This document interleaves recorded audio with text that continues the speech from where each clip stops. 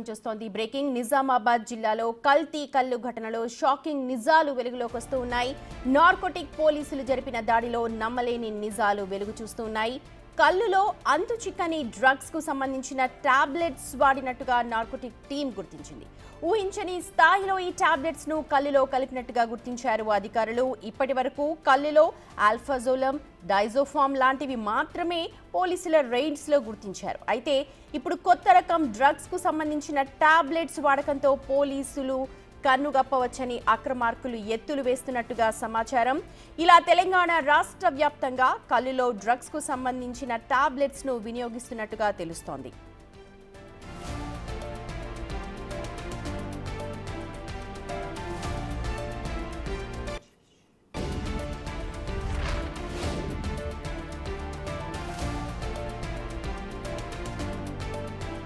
అయితే ఈ కల్తీ కల్లు తాగి దాదాపు 100 మంది అస్వస్థతకు గురైన ఘటనను తెలంగాణ ప్రభుత్వం చాలా సీరియస్ గా తీసుకుంది. దీనిపై నార్కోటిక్ టీంతో విచారణ మొదలుపెట్టారు. పూర్తి డీటెయిల్స్ అందించడానికి మా ప్రతినిధి రాజేష్ ఉన్నారు అందుబాటులో. రాజేష్, ప్రస్తుతం అస్వస్థతకు గురైన వాళ్ళ పరిస్థితి ఎలా ఉంది? అలాగే దర్యాప్తులో ఎలాంటి నిజాలు వెలుగులోకి వచ్చాయి? ఉమ్మడి నిజామాబాద్ జిల్లాకు సంబంధించి బాన్స్వాడలో ఇటీవల కల్తీ కల్లు తాగి అస్వస్థతకు గురయ్యారు. తదనంతరం 2 రోజుల తర్వాత మళ్ళీ గాంధారిలో సుమారు 30 నుంచి 40 మంది అస్వస్థతకు గురయ్యారు. మొత్తంగా ఈ కల్తీ కల్లుకు సంబంధించి ఒక్కసారిగా నిజామాబాద్ ఉమ్మడి జిల్లాలో కలకలం రేపింది. నార్కోటిక్ పోలీసులు స్వయంగా ఈ కల్తీ కల్లు విషయంలో రావడం జరిగింది. దీంతో కల్తీ కల్లులో నార్కోటిక్ పోలీసులకు నమ్మలేని విషయాలు బయటకు వచ్చాయి.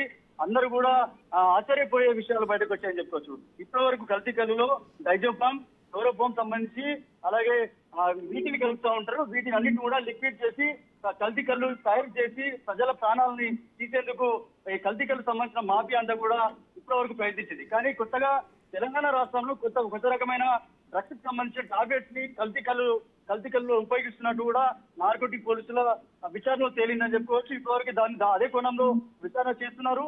ఇప్పటికే బాన్స్వాడకు సంబంధించిన 4 మండలాలకు సంబంధించి కావచ్చు, ఇటు గాంధారికి సంబంధించిన మండలాల్లో ఒక 3 గౌరవరం గ్రామానికి సంబంధించిన అక్కడ 30 మంది కావచ్చు.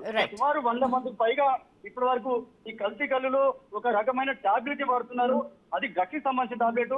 అంటే కేవలం మత్తుని వినియోగించాల్సిన అతి కంటే మరింత ఆ మత్తుని టాబ్లెట్ రూపంలో తీసుకొచ్చి దాన్ని పొడి చేసి ఆ కల్తీ కల్లులో ఉపయోగిస్తున్నట్టు తెలుస్తుంది. దీన్ని నార్కోటిక్ పోలీసులు గుర్తించారు.